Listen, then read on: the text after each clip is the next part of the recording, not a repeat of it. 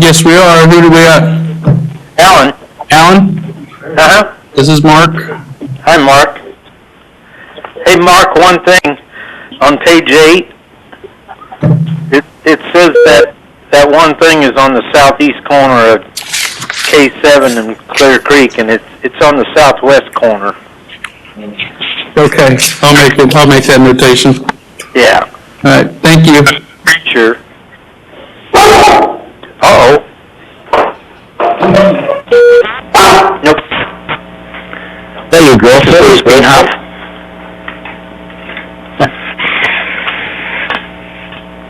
Hey, Bruce. Good evening.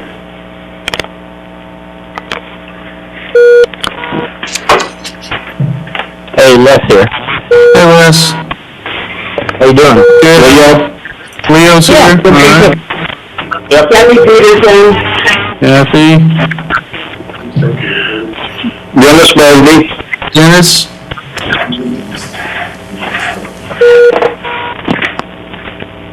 Hello. Yes. This is Carrie. Hi, Carrie. How's it going over there? Good. Yeah, we got a room full of people filling in real quick. You do? Mark, do you have people there? Just me, Mark, and Mel. And I bet Mel's out here in about 2 minutes once we get this all working. You had me worried there for a minute that you were at the full house. No. I was going to give you guys a heads up that I'm going to pull something off the consent agenda. Okay. Kathy? Is that you, Kathy? Yes, that's me. Okay.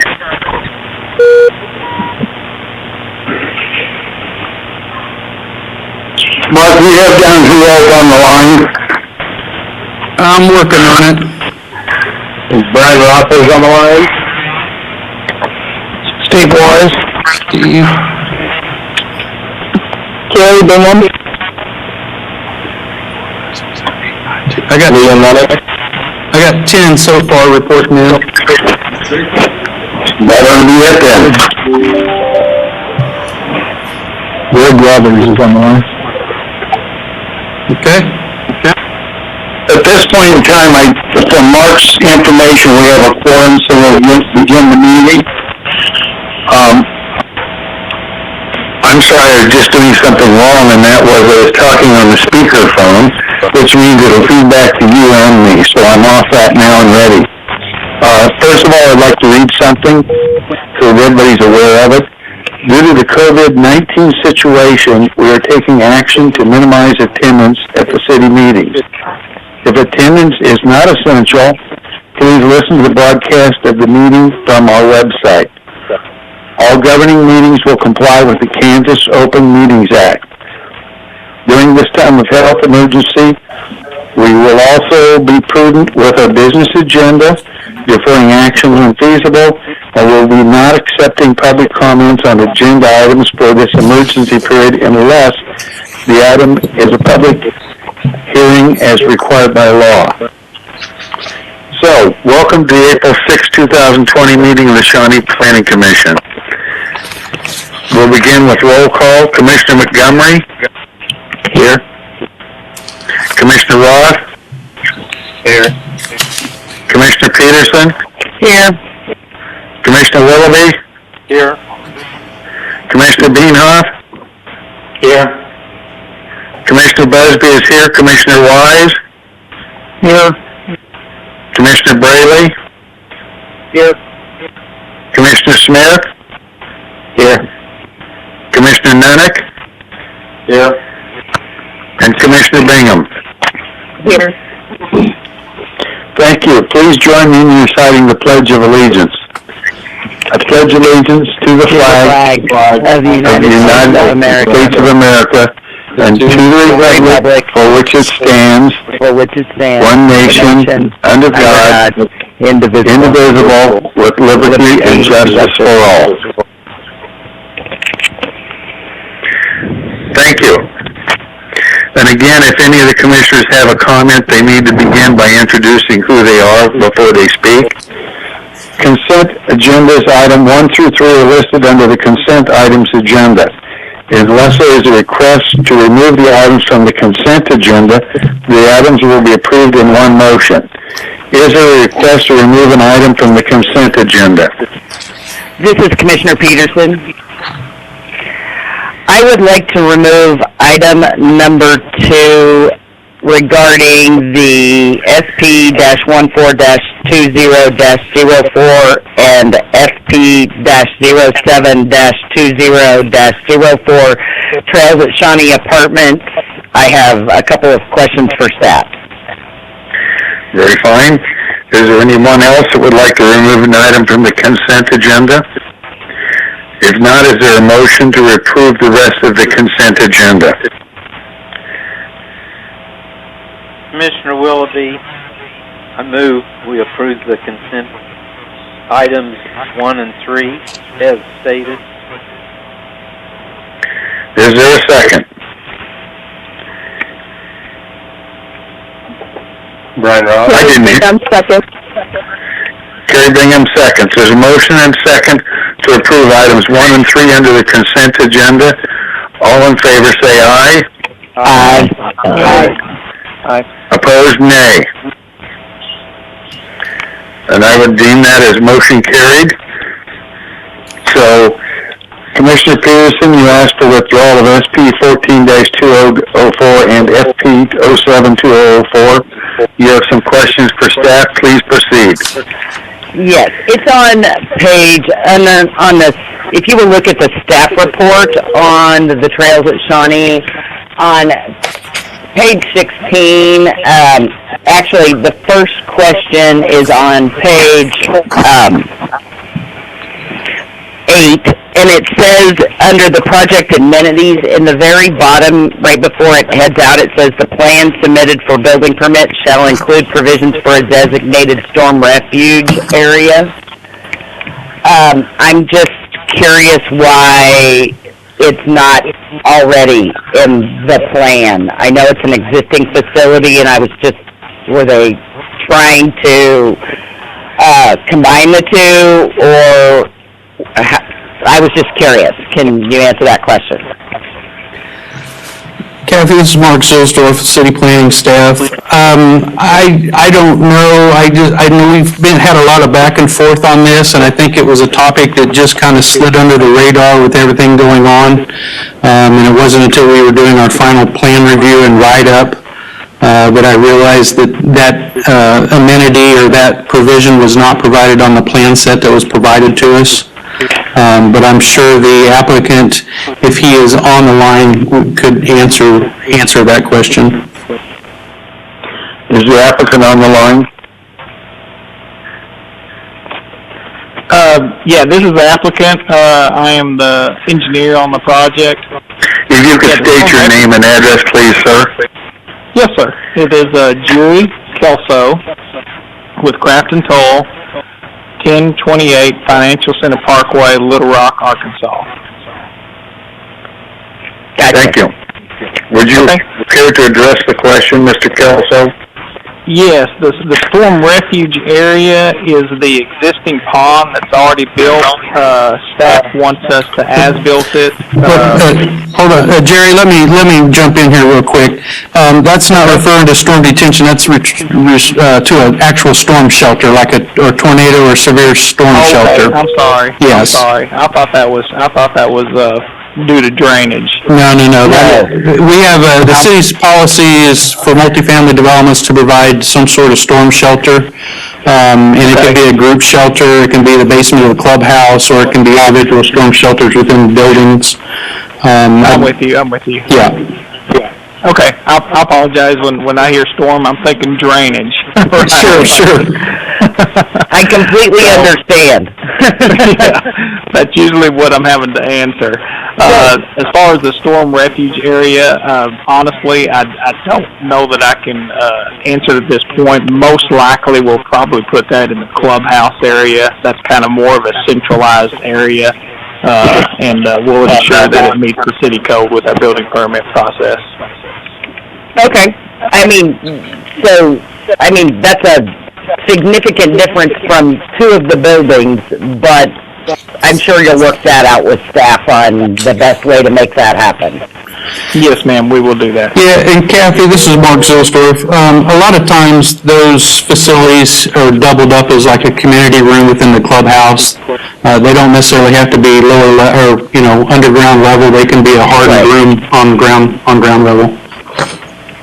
I completely understand. Thank you for that. Which leads me to my second question, which is on page 9 of the 20, and it has reference to parking. I know we have the latitude to approve less than the 2.0, and as it states in the report, 20% deviation would be 710 parking spaces. And I see down in the little grid, it talks about land banking that parking, which would make it the 1.6, and this is my feeling on it. I don't have any problem going to the 20%, the 710 spaces, but with this being a almost secured kind of place, it's not like they have access to parking anywhere else. I know it abuts the golf course. I know it abuts this is phase 2. I get a little nervous going that far under on the amount of spaces, and if the land is available, are those 20 spaces going to be severely problematic? I mean, I love what the buildings look like. I think this is a great thing. This is all good. I just wonder why we're going below the 20% in this particular case. Yeah. One thing that we have is, all we'll have is 1 bedroom and 2 bedroom units. In fact, we have probably more 1 bedrooms than we do 2 bedrooms. And so we've done lots of studies on several apartment complexes for this particular developer, and that's all he does is 1 and 2 bedroom apartments, and 1.5 stalls per unit is what we see as a maximum amount of parking that's ever needed. So again, we're parked over that. It's just a way to avoid having excess parking that's not needed. In addition, we have... Go ahead. No, and I understand that, and the only thing about it is this is not going to be located in a place that you're not going to drive to. It's a destination. Sure. And so more people than not are going to have a car, and likely you're not going to necessarily gravitate, even if they have a roommate for the 2 bedroom, like it's a couple with, an office in the 2nd bedroom, there's going to be 2 cars. So we can't go back and add places once we get this approval. So like I said, I'm okay with the 1.6, but going below the 20% in this, it's not a walkable community, is my thing. And then that just makes me very nervous. I'd be curious to know what anybody else thinks. Are there any other questions for applicant or staff? Commissioner Willoughby. Well, 710 is the 20% off. Right, but they're land banking those parking. They're not having them designated. Okay. They're only doing 790, and 10 of those are ADA. Yeah. So I'm just curious why this is definitely not in the middle of someplace where you could walk to work. So I'm just curious about that. I think it may be a problem. But if I'm the only one that thinks so, that's what it is. This is Commissioner Beanhoff. The question is, what does the land banking provide for? What does that give what flexibility does that give you? This is Mark Zilstorf, city staff. Basically, the land banking, they have worked the 20 spaces that they're wanting to land bank into their plan. What that gets them at this point is that they do not have to have the extra cost of constructing those 20 spaces and the continual upkeep of those 20 spaces when their projects show that they don't need that many. But it allows staff to have the comfort level that they have accommodated for those 20 additional spaces in their plan. So we know that it would work and it will fit. And then whose judgment is that then, built out, if you will?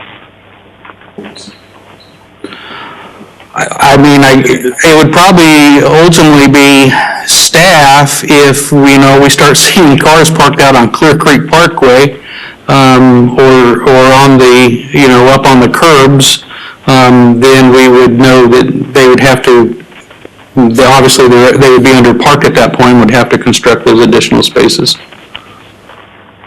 Kathy, I'm not one to typically it's too worrisome about parking, but considering this development as you've described, this one does concern me a little bit. I mean, I like to rely on the developers; they know what they're doing, but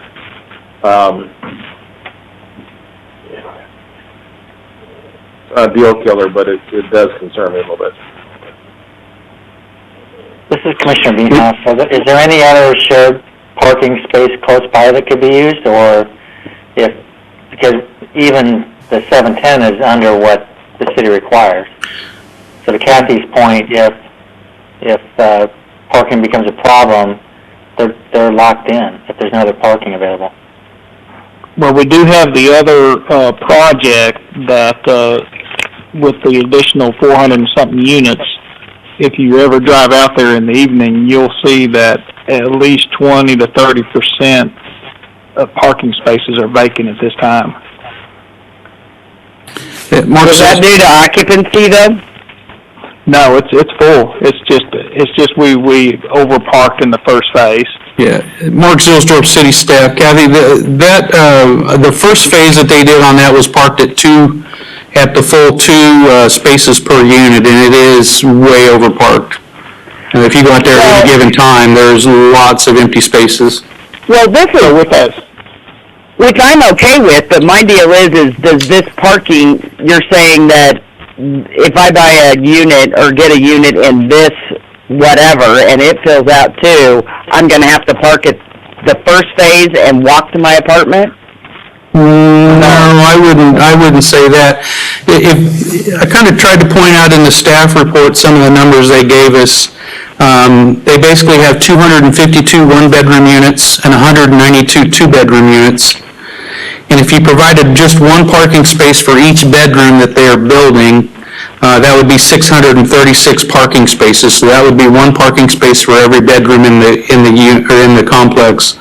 And they're providing 690, so that's giving you, 680. 10 of those are 88. Okay, you're right, 680. So you're still, 44 extra parking spaces throughout the... So you're saying in those 444 units, there's only going to be 40 people that have two cars?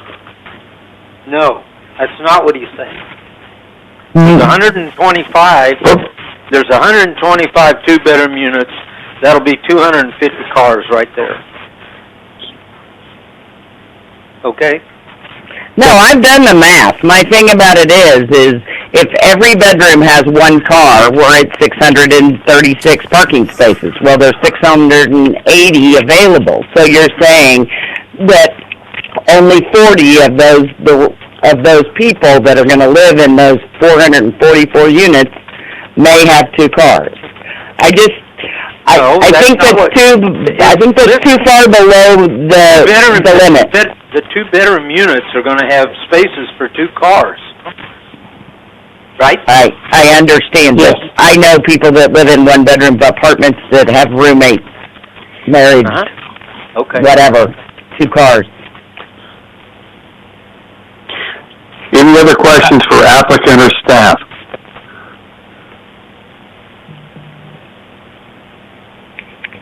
If If not, we would be in commission discussion then. If you wish to speak, please at least introduce yourself. This is Commissioner Peterson. This is my thing. I think going below 20% has to have a really good reason. Like, there's available parking next to it, kind of like a downtown situation perhaps, or something like that. This just makes me very nervous, and I'm just saying, build out the land bank 20 so you're at 710 and you're at 20%. That's all I'm saying. But if I'm the only one that thinks that way, I'm happy to go along with everybody else. Commissioner Peterson, the only thing I'd suggest at this point in time is, if you feel compelled at that, then you could make a motion noting that you want that 20 extra parking spaces built out, and we could vote on a motion that way.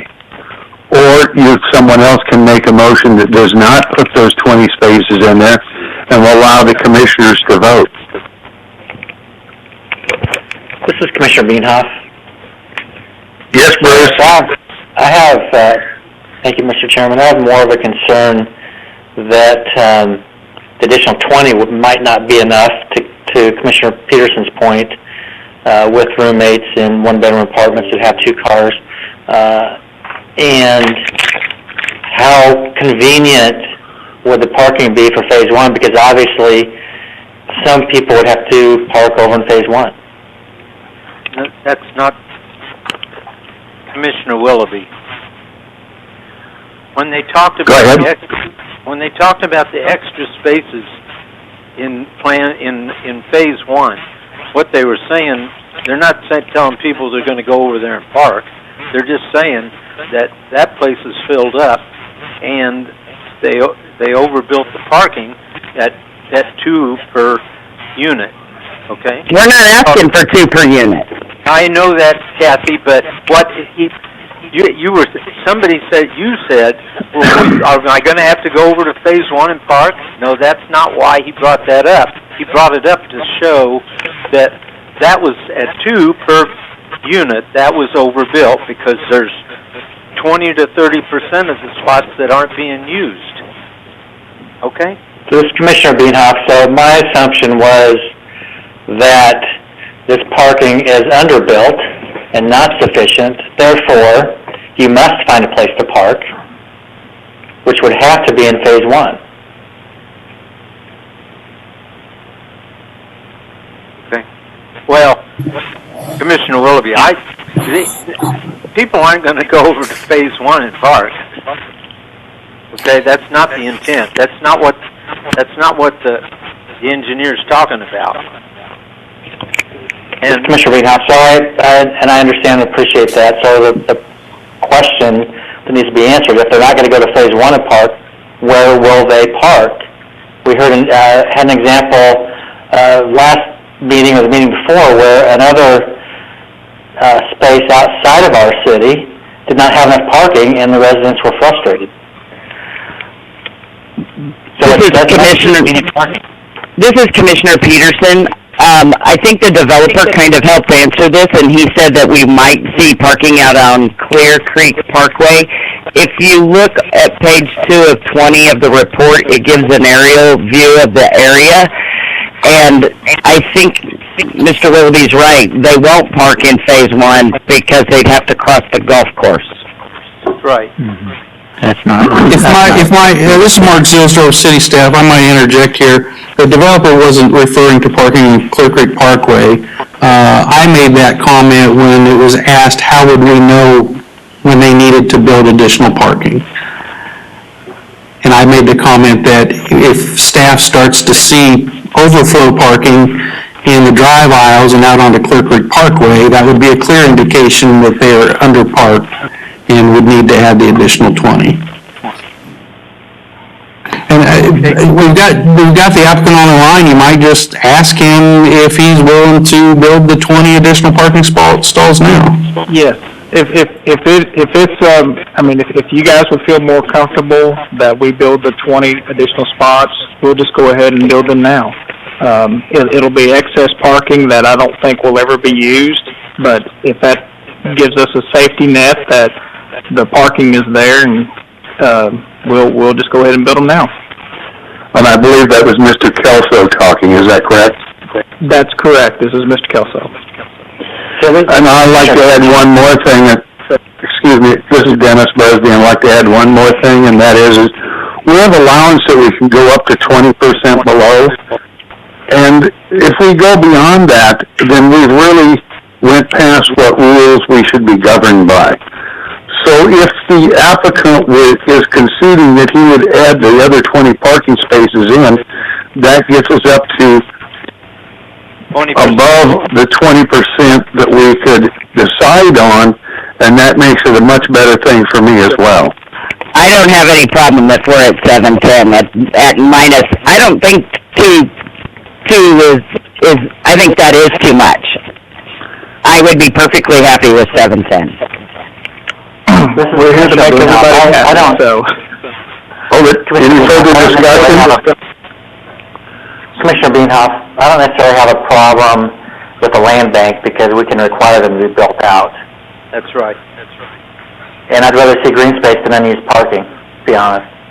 And that was our intent. I mean, that was our whole intent, is to provide the green space, land bank it, and if the parking is needed, we'll build it. But if you guys feel more comfortable in building the parking now, the 20 additional stalls is not going to break us. It just defeats the purpose of having additional green space. Any further discussion?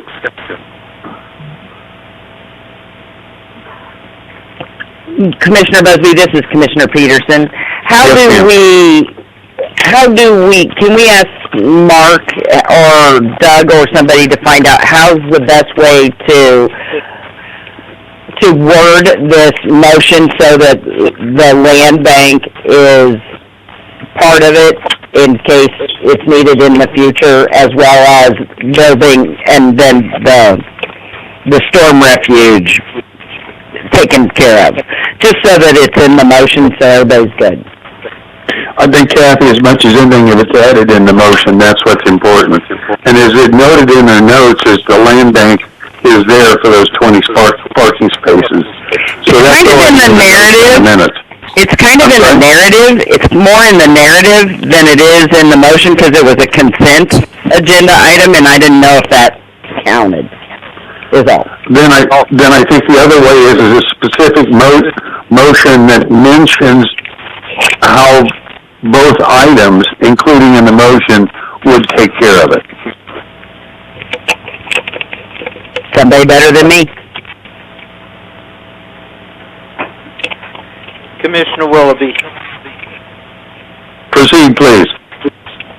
I move for approval of SP 14-20-04 and FP 07-20-04, the Trails at Shawnee Apartments located in the 231 to 239 blocks of Clear Creek Parkway, subject to the two stipulations that the storm shelter, a hard, safe storm shelter is provided for everybody, either in one location or several locations within the building, and that the land bank parking, 20 spaces, be land banked, but will be required at a later date if needed. Peterson seconds the motion. There's a motion and a second for approval of SP 142004 and FP 072004, Trails at Shawnee Apartments located in the 23100 to 23900 blocks of Clear Creek Parkway, site plan as per staff recommendations and with the addition of the storm shelters and the land bank. Any further discussion? If not, all in favor say aye. Aye. Aye. Aye. Aye. Opposed, nay. Motion carried. Thank you. Moving on to new business. SUP 062004, Hideaway Bar and Grill located at 12200 Johnson Drive for special use permit approval. Mark? Or Doug? Hello?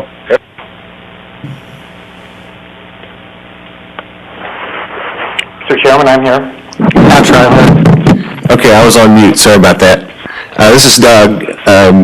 The applicant's requesting a special use permit in the commercial neighborhood zone to have live entertainment at the northwest corner of Halsey and Johnson Drive.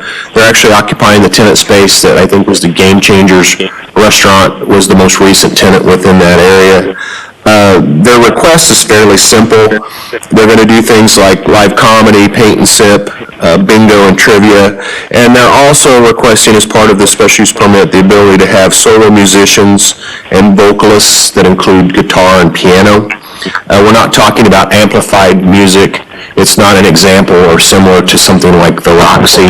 The applicant is on the phone and has called in and would be available to answer any questions that you guys might have.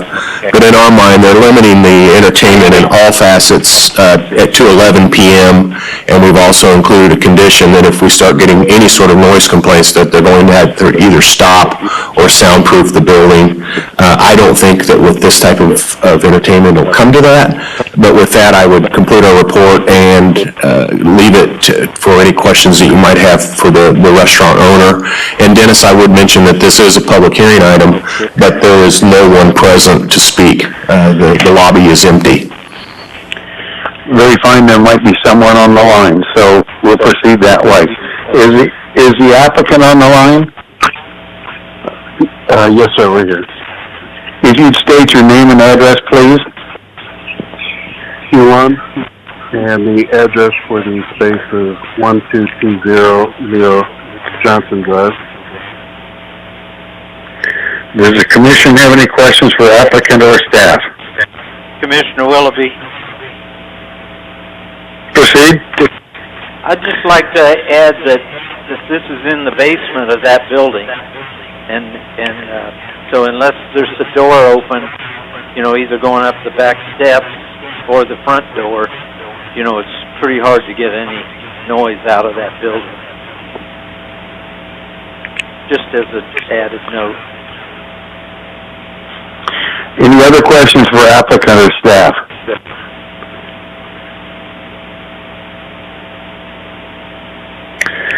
I'm hearing nothing. So, at this point in time, we'll open it up for public hearing.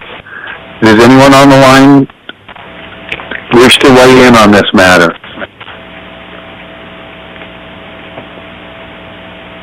Hearing no response, then we'll end the public hearing and go to commission discussion. This is Commissioner Peterson, and I just have a question, a point of order. I mean, we can obviously approve the special use permit, but currently we're under a ban where he can't open. Are we going to date it today, and so it would actually be less than a year? Or are we going to wait until they're open for operations? Just curious.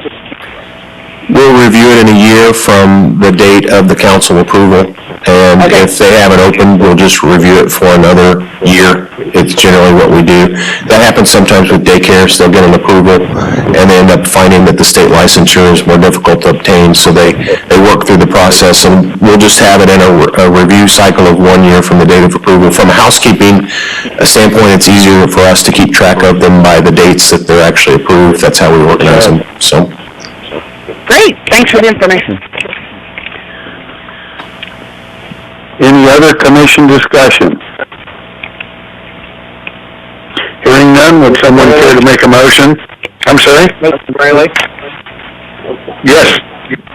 I'd like to make a motion that we approve SUP-06-20-04 special use permit for live entertainment at 12200 Johnson Drive, subject to the staff recommendation. Is there a second? Commissioner Munnick, second. We have a motion and a second to approve of SUP 06-2004 Harley's Hideaway Bar and Grill special use permit for live entertainment. Any further discussion? If not, all in favor say aye. Aye. Aye. Opposed, nay. Motion carried. Next on the agenda is Z022004, Strinder residence located at 13855 West 67th Street, rezoning for rezoning. Staff? Yes, this is Mark Zilsdorf with City Planning staff. This is a request from rezoning from PD plan development to R1 single-family residential. The PD zoning district is an obsolete zoning district that was carried over from the city's original zoning ordinance in the early 70s. It was kind of a catch-all zoning district. And as we have an opportunity to clean these up and get rid of them, we are working towards that. This rezoning is required prior to the applicant obtaining a building permit for a new single-family home. And the rezoning would allow the property to be in conformance with the city's current zoning code. As I stated, the existing zoning is zone PD plan development. Surrounding zonings to the west, to the north, and to the east are currently R1 single-family residential. There is a subdivision to the south that is zone plan single-family. The future land use map shows low-density residential development for this particular property and the properties in all directions from it. Access will be provided from a driveway onto 67th Street. All the utilities are currently available to the site.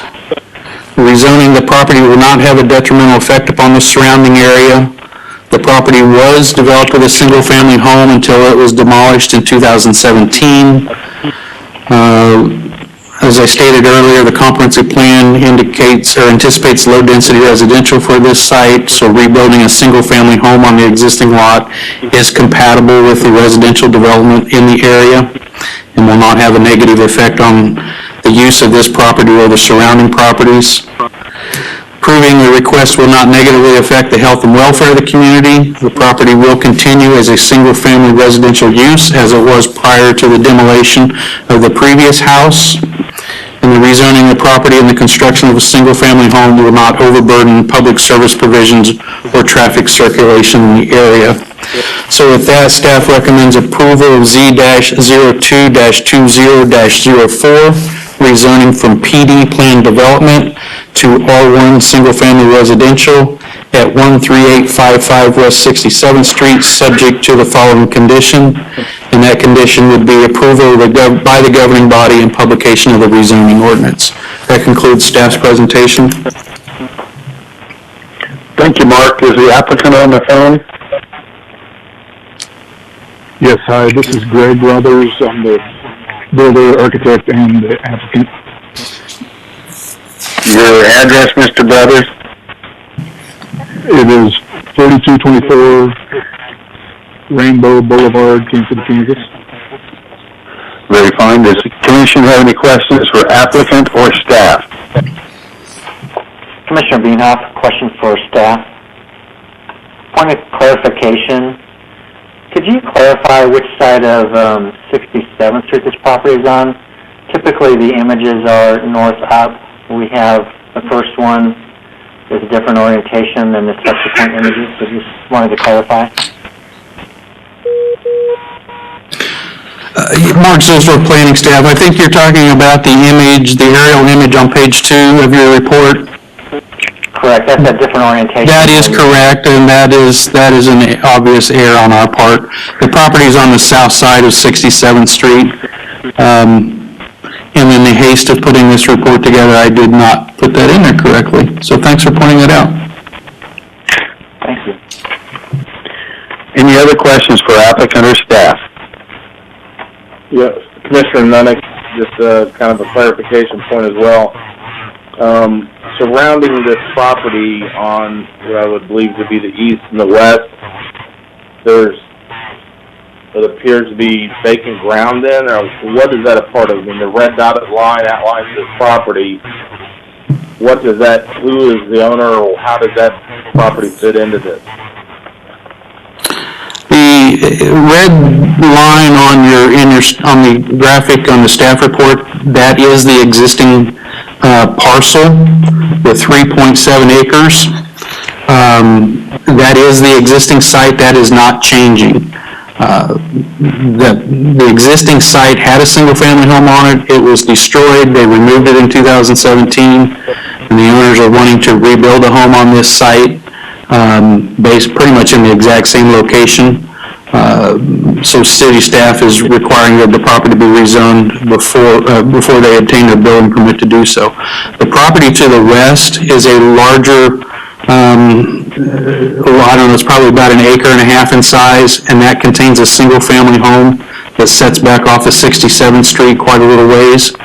And then the property, The long, narrow, yes, that is a single-family lot. It's just a long, narrow lot.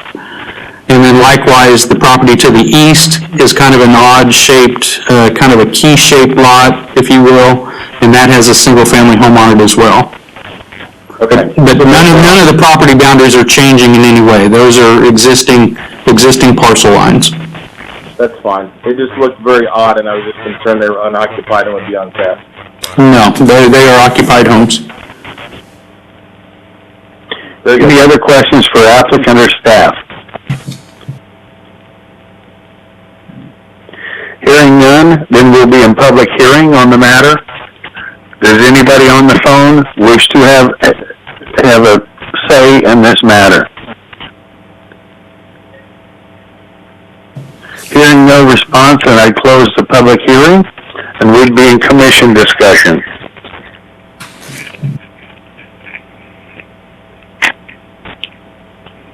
This is Commissioner Hearing no Peterson. discussion with, Commissioner Peterson, please.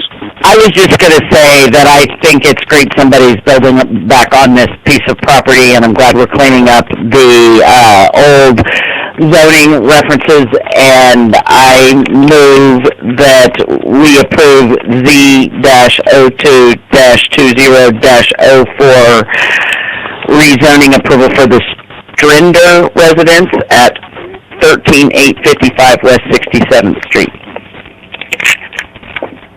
Is there a second? Commissioner Wise, second. Thank you, Commissioner Wise. There's a motion and a second for approval of Z-02-2004 Strinder residence located at 13855 West 67th Street from PD to single-family residential. Any further discussion? If not, all in favor say aye. Aye. Aye. Opposed, nay. I'll consider that motion carried unanimously. Very fine. That puts us into other business. Does the staff have any other business for the commission? Staff has no further business for the commission this evening. Does the commission have any business for the staff?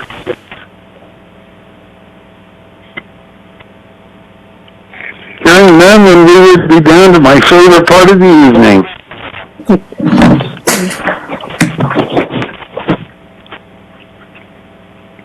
Commissioner Nunnick, I move to adjourn the meeting. Thank you, Commissioner Nunnick. Is there a second? Brian Ross, second. I'm sorry, who was it? Brian Ross. Oh, thank you, Brian. There's a motion and a second to adjourn. All in favor say aye. Aye. Opposed, nay. Motion carried. We're done. Thank you all for doing this. And if you have any comments about this or things we could do different or might do better, please let the staff know, because they don't have anything else to do, right, Doug? Sorry, we were on mute. No, yeah, please do. I will tell you that, and this will take 2 seconds, but they're looking at possibly going to a Zoom format, a meeting format. We're still vetting that. The guinea pig will be the council committee meeting tomorrow night. If it's successful, we may actually try to do the Zoom method ourselves so that you all can see one another. But that's where we're at right now, and we just appreciate you guys' patience with us through this. It's a learning experience, and trust me, we're doing the best we can. So I appreciate you guys all calling in and still participating. Much appreciated. It keeps the local economy going. It really does. Well, and it's great that we don't get behind, so Yeah. keep on looking. A lot of people rely on you guys. They really do. So we appreciate that. Thank you all. Thank you, Doug. Thank you all commissioners, and good night. Good night. Good night.